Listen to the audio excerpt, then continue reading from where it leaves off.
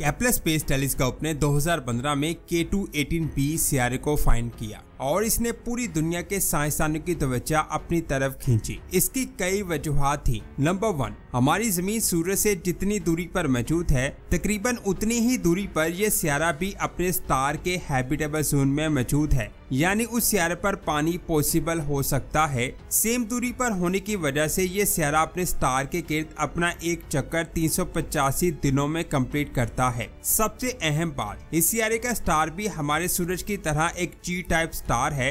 इन तीनों वजूहात की वजह से पूरी दुनिया के साइंसदान का ध्यान इस सितारे की तरफ गया। इसका साइज हमारी जमीन से 60% ज्यादा है, इसीलिए इस सितारे को सुपर अर्थ की कैटेगरी में रखा गया। इसका मास जमीन से 5 गुना ज्यादा है। अभी ये कंफर्म नहीं है कि ये एक रॉकी सितारा है या गैस जॉइंट, लेकिन अगर ये एक रॉकी सितारा है तो इसकी ग्रेविटी जमीन से 2 गुना ज्यादा हो सकती है। ये सितारा जिस स्टार को ऑर्बिट करता है उसका नाम है केपलर 452। इसकी सतह का टेम्परेचर सूरज की तरह 5700 डिग्री है। साइंसदानों के मुताबिक हमारे सूरज की उम्र 4.5 अरब साल है, जबकि इस सितारे की उम्र 6 अरब साल है। उम्र के साथ साथ इसका डायमीटर भी हमारे सूरज से 10% ज्यादा है, जिसकी वजह से इसकी रोशनी भी हमारे सूरज की निस्बत ज्यादा है। इसका सितारा अपने स्टार से उतनी ही दूरी पर मौजूद है जितनी दूरी पर हमारी जमीन सूरज से दूर है। इसीलिए इसे अपने स्टार का एक चक्कर लगाने में 385 दिन लग जाते हैं, यानी उस सितारे का एक साल हमारी जमीन के तकरीबन 1 साल के बराबर है। और सबसे अहम बात, ये अपने स्टार के हैबिटेबल जोन में मौजूद है, यानी वहां पर पानी की मौजूदगी के बहुत ज्यादा चांसेस हैं। साइंसदान का कहना है कि ये सितारा कई अरब सालों से अपने स्टार के हैबिटेबल जोन में मौजूद है। अगर वहां जमीन जैसा एटमॉस्फेयर है और उसमें लाइफ है तो इतने टाइम में वहां लाइफ इवॉल्व हो सकती है। इन सारी चीजों के बावजूद ये सितारा हमारी जमीन से 1400 लाइट ईयर से लेकर 1800 लाइट ईयर दूर मौजूद है। ये दूरी इतनी ज्यादा है कि अगर हम 85,000 किलोमीटर फी घंटा की रफ्तार से भी सफर करें तो हमें वहां पहुंचने में करोड़ों साल लग जाएंगे, यानी हम वहां कभी नहीं जा सकते। जैसे कि मैंने पहले बताया, ये स्टार बिल्कुल हमारे सूरज जैसा है, लेकिन इसकी उम्र 6 अरब साल है। जैसे जैसे किसी स्टार की उम्र गुजरती है उसका साइज भी बड़ा होता जाता है। ये स्टार हमारे सूरज से 1.5 अरब साल बड़ा है,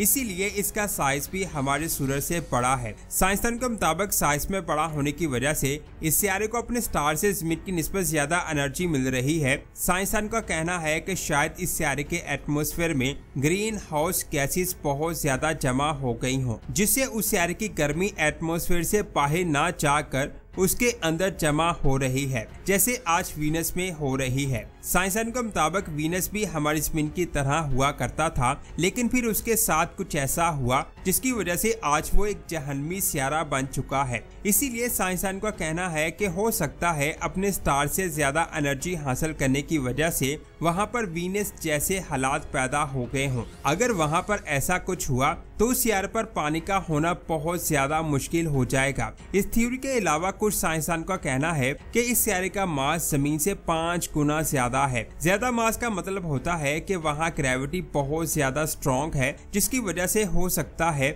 ज्यादा ग्रेविटी की वजह से वहाँ पर ग्रीन हाउस गैसेस बहुत कम हो या ना हो, जिसकी वजह से हो सकता है वहाँ पानी मौजूद हो। इसके अलावा एक थ्योरी ये भी दी जाती है कि जमीन से ज्यादा बड़ा होने की वजह से ये 500 मिलियन सालों तक हैबिटेबल जोन में रह सकता है, भले ही इसके स्टार से आने वाली रोशनी तेज होती रहे। अब सवाल आता है कि ये एक रॉकी सितारा है या गैस जॉइंट। साइंसदान के मुताबिक इसका साइज सुपर अर्थ कैटेगरी में आता है। इस साइज के सितारे पथरीले भी हो सकते हैं और नेपच्यून जैसे भी हो सकते हैं। अगर ये रॉकी है तो वहाँ पर पानी और लाइफ की पॉसिबिलिटी के चांसेस हो सकते हैं, लेकिन अगर ये नेपच्यून जैसा निकला तो वहाँ जमीन नहीं होगी बल्कि डेंस बादल होंगे। ये सितारा इतनी ज्यादा दूरी पर मौजूद है कि हमारे पास ऐसी कोई भी टेक्नोलॉजी नहीं है जिससे इसकी कंपोजिशन के बारे में जान सके, लेकिन हो सकता है इसे जेम्स स्पेस टेलीस्कोप से स्टडी किया गया हो, लेकिन अभी तक उसकी स्टडी को पब्लिश ना किया गया हो। आपका इस सितारे के बारे में क्या कहना है, नीचे कमेंट्स करके जरूर बताएं।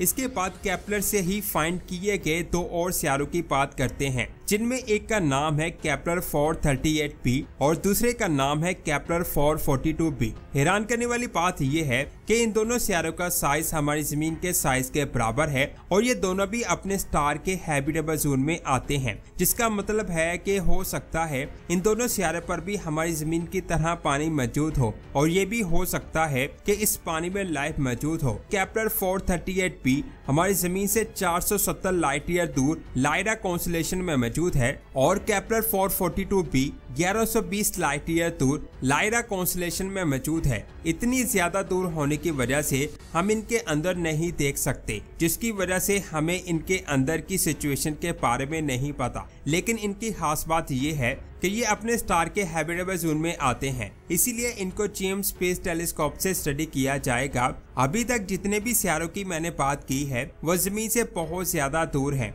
लेकिन एक सियारा है जो जमीन के करीब मौजूद है, यहाँ पर पानी मौजूद हो सकता है। मैं बात कर रहा हूँ प्रोक्सिमा बी की। ये सियारा हमारी जमीन से 4.2 लाइट ईयर दूर मौजूद है। करीब होने की वजह से साइंसदानों ने इसे बहुत ज्यादा स्टडी किया है। उनके मुताबिक ये भी अपने स्टार के हैबिटेबल जोन में मौजूद है और इस पर भी पानी मौजूद हो सकता है। पानी के अलावा इस पर बड़े बड़े पहाड़ मौजूद हैं। इन सब चीजों के बावजूद एक चीज है जिसकी वजह से इसे हमारी जमीन जैसा सियारा नहीं कहा जा सकता। मैंने पहले केपलर 452b की बात की, उसका स्टार हमारे सूरज जैसा स्टार है, लेकिन प्रोक्सिमा बी का स्टार एक रेड ड्वार्फ स्टार है। स्टार का साइज हमारे सूरज से छोटा है। सूरज से छोटा होने की वजह से इसका हैबिटेबल जोन इसके बहुत ज्यादा करीब मौजूद है, इसीलिए ये सियारा अपने स्टार के गिर्द अपना एक चक्कर कुछ ही डेज में कंप्लीट करता है, यानी इसका एक साल कुछ ही दिनों के बराबर है, जबकि हमारी जमीन पर एक साल 365 दिनों के बराबर है। ये चीज इस सियारे को हमारी जमीन से मुख्तलिफ बनाती है। इसके अलावा ये सियारा अपने स्टार के हैबिटेबल जोन में आता है, जिसकी वजह से इसकी एक साइड अपने स्टार की तरफ होती है